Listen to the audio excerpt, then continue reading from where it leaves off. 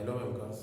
कैसे हैं सब लोग? आई होप कि आप लोगों ने अच्छे होंगे और आप लोगों का तैयारी भी जो अच्छी चल रही होगी, क्योंकि जैसे आप सब लोगों को पता है अभी एसबीआई का क्लर्क का एग्ज़ाम, पीओ का एग्ज़ाम, दोनों का प्रीलिम एग्ज़ाम ख़त्म हो गया है।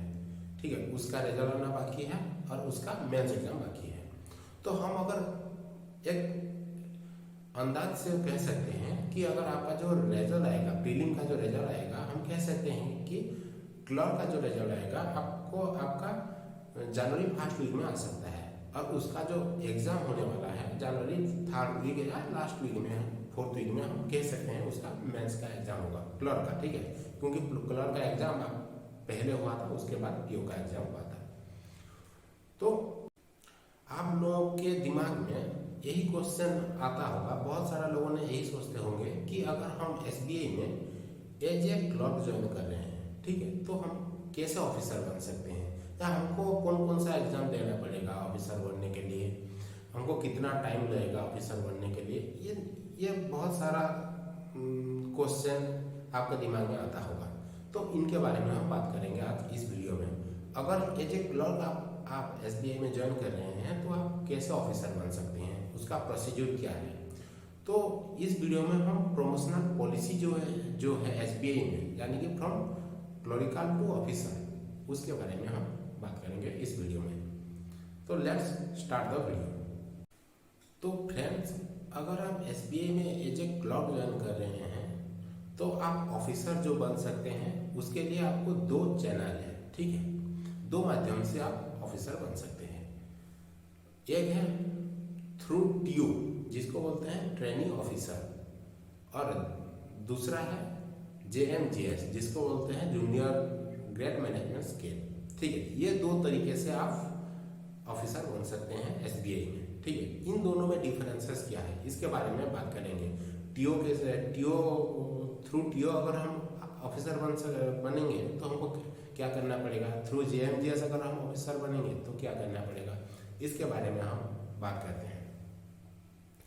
तो एसबीआई क्या करता है, अपना जो क्लरिकल लोगों को प्रमोशन देता है उसके लिए दो क्राइटेरिया रखा है।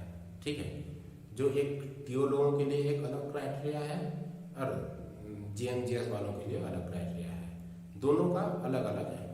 तो अगर आप मिनिमम का बात करें, minimum duration to became a officer in SBI, तो वो 3 साल है। वो कौन सा चैनल है? थ्रू टीओ, जिसको हम ट्रेनिंग ऑफिसर बोलते हैं। अगर आप ट्रेनिंग ऑफिसर के थ्रू ऑफिसर बन रहे हैं, प्रमोशन ले रहे हैं एसबीआई में, तो आपको मिनिमम 3 साल का सर्विस करना पड़ेगा, एज ए क्लर्क सर्व करना पड़ेगा एसबीआई में। ठीक है, उस 3 साल में फिर कुछ eligibility criteria, term and condition है। जैसे कि अगर आप बैंक में ज्वाइन कर रहे हैं, ठीक है, तो आपका एक एग्जाम कंडक्ट करवाता है IIBF, जिसको बोलते हैं Indian institute of banking and finance. वो एक एग्जाम कंडक्ट करवाता है, हर साल कंडक्ट करवाता है IIBF। जो एग्जाम है JAIIB और CAIIB, यानी कि junior associates of Indian institute of bank, और CAIIB यानी कि certified associate of Indian institute of bankers. तो ये दो एग्जाम कंडक्ट करवाता है आपका IIBF। आपको पहले क्या करना होगा, विद इन 3 ईयर्स, ठीक है, अगर आप एज ए क्लर्क ज्वाइन कर रहे हैं विद इन 3 ईयर्स आपको ये एग्जाम क्वालिफाई करना होगा।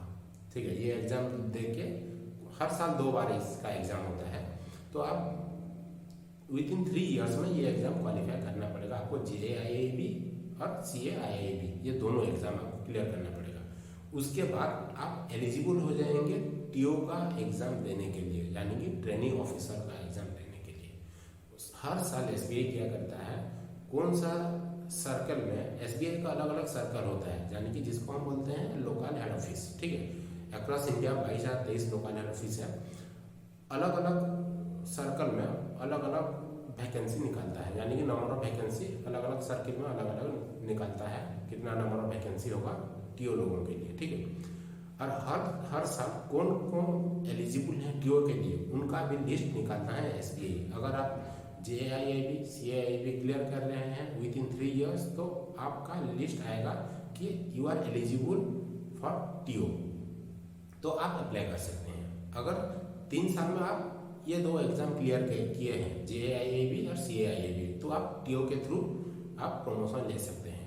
उसका एक एग्जाम होता है और उसके बाद इंटरव्यू होता है और आप उसी सर्कल में आप एज ए TO ज्वाइन करेंगे।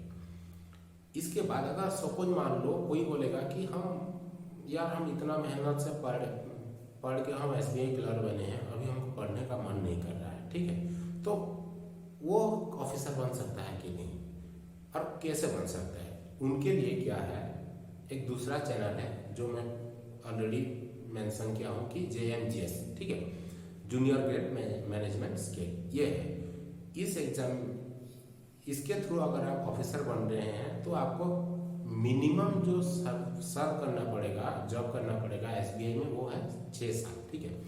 आप 6 साल एज ए क्लर्क अगर जॉब कर रहे हैं, सर्व किए हैं SBI में, तो आप JMGS के लिए एलिजिबल हो जाएंगे, यानी कि ऑफिसर प्रमोशन लेने के लिए थ्रू JMGS आप एलिजिबल हो जाएंगे। यहाँ भी क्या करता है SBI, हर साल कितना JMGS रिक्वायरमेंट है, कौन सा सर्किल में कितना नंबर ऑफ वैकेंसी है JMGS के लिए, सबका उतना पोस्ट निकालता है और कौन कौन एलिजिबल है, ऑलरेडी कौन कौन का 6 साल हो गया है एज ए क्लर्क, उन लोगों का लिस्ट भी निकालता है, ये एलिजिबल है JMGS थ्रू प्रमोशन ले सकते हैं। तो अगर आप JAB CAB नहीं क्लियर किए हैं तो आप JMGS थ्रू ऑफिसर बन सकते हैं। अगर विद इन 3 इयर्स आप JAB CAB क्लियर कर रहे हैं तो थ्रू TO आप ऑफिसर बन सकते हैं। लेकिन आपको मिनिमम जो पीरियड है 3 साल एज ए क्लर्क काम करना पड़ेगा SBI में टू बिकम एन ऑफिसर। अगर दूसरा बात करें तो जो TO है और PO है, उनका रोल क्या है, यानी कि ये दोनों सेम है कि नहीं है, इसके बारे में अगर बात करें तो PO जो है वो एक प्रोबेशनरी ऑफिसर जैसे कि हम सब जानते हैं, और TO जो है ट्रेनिंग ऑफिसर।